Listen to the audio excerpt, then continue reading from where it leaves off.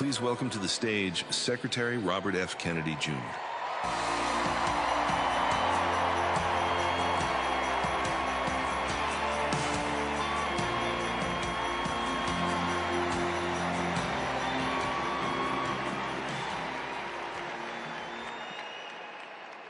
Charlie's overarching passion was his Christianity and his devotion to his God. He believed what St. Francis taught us almost 1,000 years ago, that we should strive to live our lives in perfect imitation of Christ. That we should turn every day and every moment and every interaction into a prayer.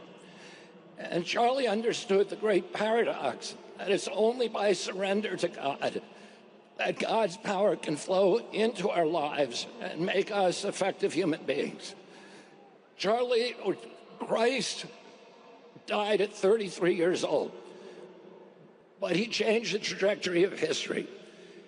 Charlie died at 31 years old, but because he had surrendered, he also now has changed the trajectory of history.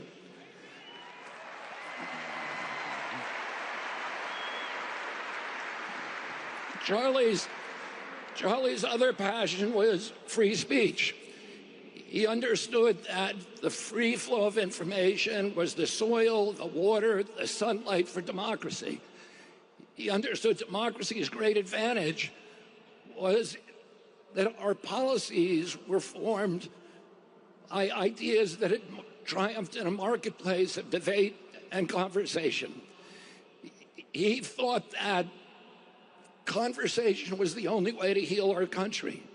And this was particularly important during a technological age when we are all hooked into social algorithms that are hacked into the reptilian cores of our brain and amplify our impulses for tribalism and for division. He felt that the only way to overcome that biological impulse was with a spiritual fire and with developing community, and the only way to develop community was through conversation.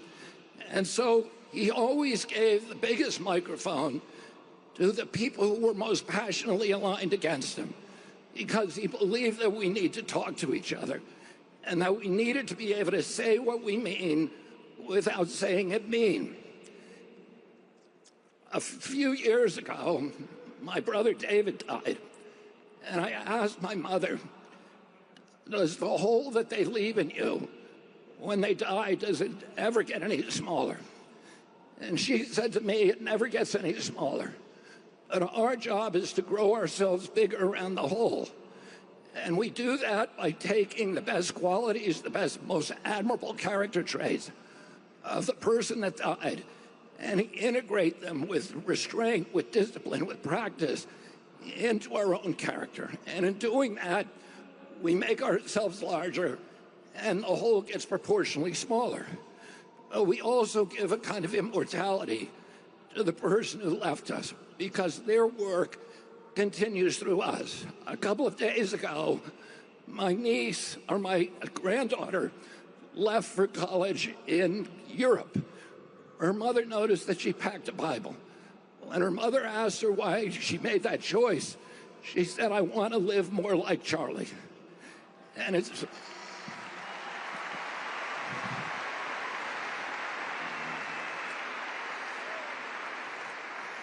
In one of my first conversations with Charlie in July of 2021, we were talking about the risks that all of us take when we challenge interest, the physical risk. And he asked me if I was scared of dying. And I said to him, there's a lot worse things than death. And one of those things is if we lost our constitutional rights in this country and that our children were raised as slaves. And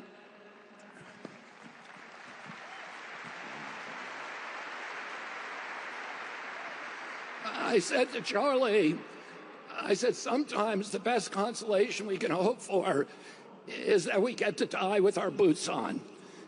Well, Charlie died with his boots on, and he died to make sure that we didn't have to undergo those fates that are worse than death. Oh, let's remember Charlie. He was, for those of us who were friends with Charlie, we don't need any more evidence of the love of God, because the evidence, the friendship, is the best evidence that God loves us all. Thank you, and God bless you.